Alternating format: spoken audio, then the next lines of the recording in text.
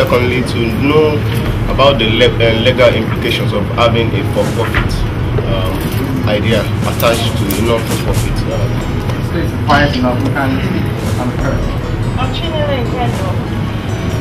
one of the major reasons why I'm here today is to get the right strategy on how to generate funds to keep doing what I've been doing for a while. It's been very challenging sourcing for funds and convincing people to partner with the competition out there. So when I heard about the social enterprise, a way to generate more funds so that what I do. Do you run a not-for-profit presently? Yes.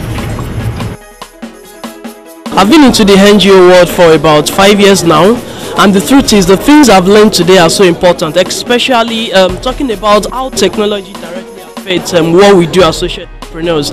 It was wonderful having Microsoft here telling us about how we can benefit, especially free for those of us starting up, how we can benefit from their products, how we can use them.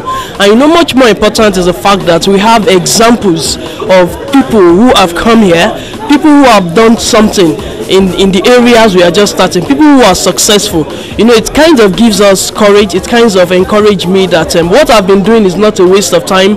There are a lot of people who share the same passion. I call it men of like passion, who are successful, and that success is not far-fetched, because there are people who we can climb on their shoulder, who we can get mentorship from, people who we can learn from, and people who can continue to talk to, especially when we have challenges, and who they are ready to respond to us. Thank you to Microsoft, thank you to Leap Africa.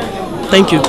One thing this Youths in Social Enterprise Conference, sponsored by Microsoft and organized by Leap Africa, has been able to do to me today is that it has given me a deeper insight into the concept of social entrepreneurship, despite the fact that it's relatively new in this our own part of the world. What I've seen here today has given me a whole lot of idea of what the essence of social entrepreneurship is about. And one thing also about being here today is one major challenge for me as a social entrepreneur, which is in the aspect of fundraising, which I used to think is actually a very big problem, has been broken down today. So I've been able to also come up with ideas, even being here today, on how I can actually harness fund. I used to think is a big thing, but now he has given me an idea that these are the steps to take. I've listened to social entrepreneurs here today, steps they've taken to actually harness fund and get their social enterprise sustained. And also another pointer is the area of the entrepreneurship, the business entrepreneur mindset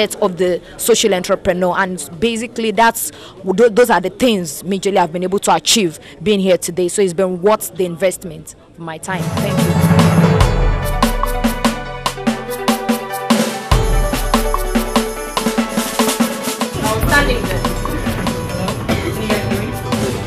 What you didn't know is that the first session I was speaking as a consultant, which is what I used to do in my former life.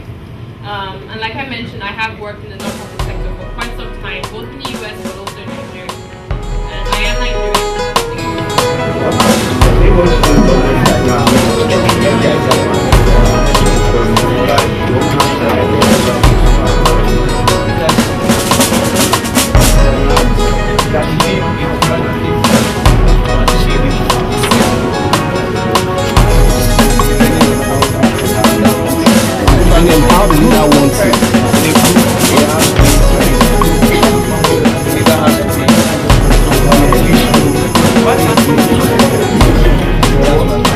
Does everybody agree? I believe I'm a photographer amongst many other things.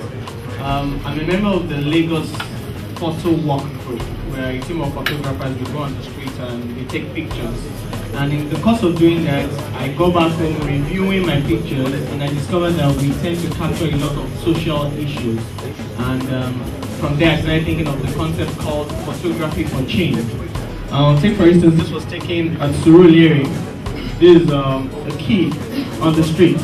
Sorry, and I have several pictures like this of decayed infrastructure, different things. So I decided to come up with this concept called photography for change, that is to work with social entrepreneurs to capture the social issues that they are trying to address in photography.